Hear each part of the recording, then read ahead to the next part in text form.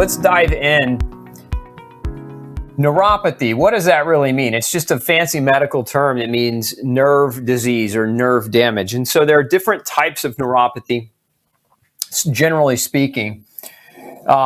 You've got neuropathies that can be centralized, meaning coming from your brain or spinal cord, and then you have what are called peripheral neuropathies. These are when the symptoms manifest outside of the brain or spinal cord, so more in your hands, for example, or in your feet or in your legs, numbness, tingling, burning pain, those types of symptoms that occur in the periphery. So we've got nerve damage that can happen in the brain or spinal cord. We've got nerve damage that can happen in the peripheral nerves. So those are your, again, basic breakdown of the two different classic types of neuropathy. Now, causes for neuropathy are multifactorial. There are a number of different reasons why we might see somebody developing a neuropathy or a nerve damage type of problem. Now, some of those causes can be physical in nature. So if you've ever heard of, for example, a herniated disc, lumbar disc, cervical disc, spine or neck, a herniated disc can put pressure on a nerve, causing a lot of compression that leads to nerve damage, numbness, tingling, loss of motor control, or loss of muscle or weakness. So this is a physical neuropathy, meaning there's a physical damage that is occupying space that's putting pressure, compressing the nerve, and that can happen as a result of a disc. Then you can also have neuropathies as a result of other forms of trauma. Sometimes people get into car accidents and they damage the scalene muscles, the muscles in the neck or the tissues deep in the neck, or they'll stretch the plexus of nerves in the neck and shoulder called the brachial plexus. And those types of traumatic damages can also cause a neuropathy. Now, good news here, if you've ever been in a car accident, if you've ever had a herniated disc, these are both pre-treatable and I won't say easy to overcome, but can be relatively easy to overcome if the right treatments are appropriated. So those are physical neuropathies, not the same thing as the bulk of what we're going to be getting into tonight. Now, another thing that can cause a physical neuropathy, since we're on the topic, is a tumor or what's called a space-occupying lesion, SOL, space-occupying lesion. So a mass that's putting pressure again into those nerves as they're trying to exit the spinal cord and distribute out into the hands or feet. So again, those are your physical, and again, this is not intended to be a fully comprehensive medical class in neuropathy, but these are some of your basic ones that are quite common. Then you have what we refer to as chemical neuropathies. And so what does that really mean? A chemical neuropathy can be caused, there are different kinds. There's nutritional chemical neuropathies. And this is going to be our focus tonight, is nutritional.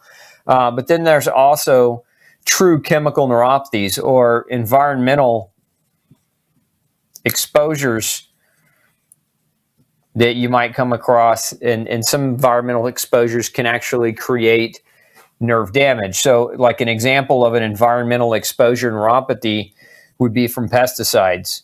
Organophosphates as a class of pesticides are notorious and very well documented in medical literature to create nerve damage and nerve problems. And so if you're, for example, a farmer and you're around a lot of pesticides, if you're a bug guy, a bug sprayer, and you're around a lot of pesticides, things of that nature, you know, and you're struggling with neurological symptoms and you've been to the doctor and you know, nobody's been able to help you, you don't have any physical problems, they've done an MRI, there's no disc herniation, there's no trauma, but you just have this chemical neuropathy that set in slowly over time.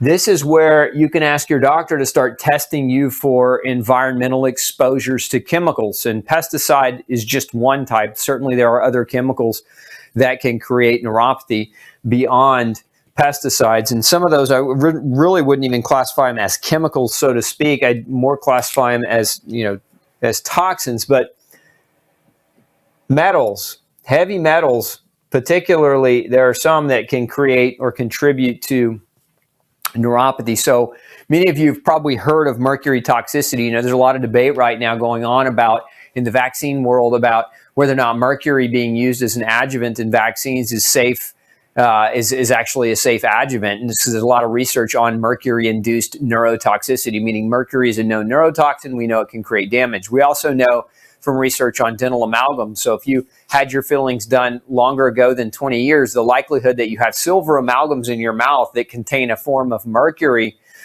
is very, very high. And so that mercury, from a toxic metal perspective, can definitely create a neuropathy type of problem. So, aside from vaccines and aside from amalgams, some people are eating high quantities of fish and getting mercury exposure from bigger, larger fish because of contamination in some of the waters. So mercury is a form of heavy metal or toxic metal. Lead, arsenic is a form, and then thallium. These are some of the main metals really that we can see create a neurological type of damage that, again, neuropathy, numbness, tingling, burning pain, changes in motor strength, so losing strength in your hands or losing strength in your arms or legs, weakness. Those are signs of the potential for neuropathy. So if you have a work history where you've been around lead or arsenic or thallium, and those of you who've been around lead, generally if you grew up in your 40s or older, you grew up at a time where lead was in the gasoline, lead was in paint, lead was in children's toys, before it actually became illegal for this to be the case.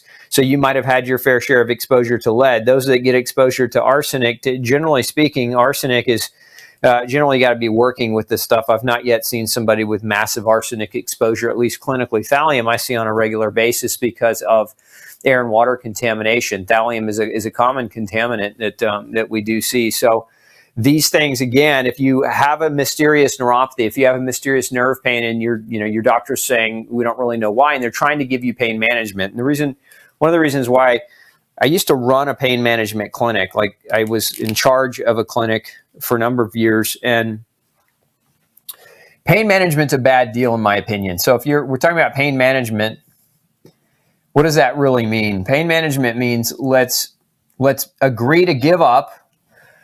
We don't know why you have the pain, but because we care about you, we're going to give you medicine that mitigates the intensity of your pain. And so that's when I say give up, I mean literally, we don't know why it's there, so let's medicate it. Or in some cases, the damage, there are some cases physically where the damage is so severe, the trauma was so severe that pain management is a good idea. But if you have a mysterious unknown neuropathy, pain management's a bad idea, because what does that look like? Pain management for most people looks like antidepressants like SSRIs, drugs that affect serotonin or dopamine. It looks like drugs that can affect nerve axon potential like GABA, or rather gabapentin. And, so an example of that would be like Lyrica, if you have ever been in the pain management world. As a matter of fact, raise your hand if you've been in the pain management world, if you have experienced a neuropathy to such a severe degree that your doctor put you on medications. Just raise your hand or type in #neuropathy. So gabapentin or Lyrica, and then pain meds, right? So this could be anything from the gambit of opiates, like some of the really, really powerful prescriptive pain medications that are highly addictive and basically don't come without side effects. They come with the side effects of aside from addiction, of risk of death, a very real risk of death when you take them. But additionally, they shut down the gut, and among other things, they shut down the gut, cause severe enough constipation to cause digestive issues that lead to malabsorption and malnutrition. And you'll understand why that's so important here in just a minute. But pain management through opiates, through drugs like steroids, which is common in people I see that have had a herniated disc based. They get a steroid injection in the disc to try to help reduce the swelling. So steroids, and then also non-steroidal anti-inflammatories. Now, when we look at these two medicines alone, the pain opiates and the non-steroidal anti-inflammatories, these two medicines kind of combined together account for about 37,000 deaths a year. And this is just purposeful use. This is not, hey, you had an accidental overdose. This is, you took the right amount, you took it as prescribed, but the risk of dying is great. And so some people just die. As a matter of fact, I think it was Thomas Frieden, one of the ex-directors of the CDC. I'm paraphrasing a quote from him, but I think he said something along the lines of, we know of no other medication that is so frequently prescribed that causes death so frequently than opiates. So kind of a dangerous deal here. So I don't really, unless there's absolutely zero other options where you've ruled all the things that we're going to talk about tonight out. This is not an avenue that I recommend because it doesn't tend to end. It just tends to change. In other words, you go back and back and back to the pain management docs, and they just keep pumping you full of different combinations and cocktails of different medications, trying to mitigate or manage your pain without, again, fundamentally asking why the pain is there. And neuropathy pain or neuropathic pain can be severe. Some of the worst cases of neuropathic pain that I've seen have to do with a condition called reflex sympathetic dystrophy, so RSD, if you've ever heard of that. Some people call it complex regional pain syndrome, but we'll just call it RSD.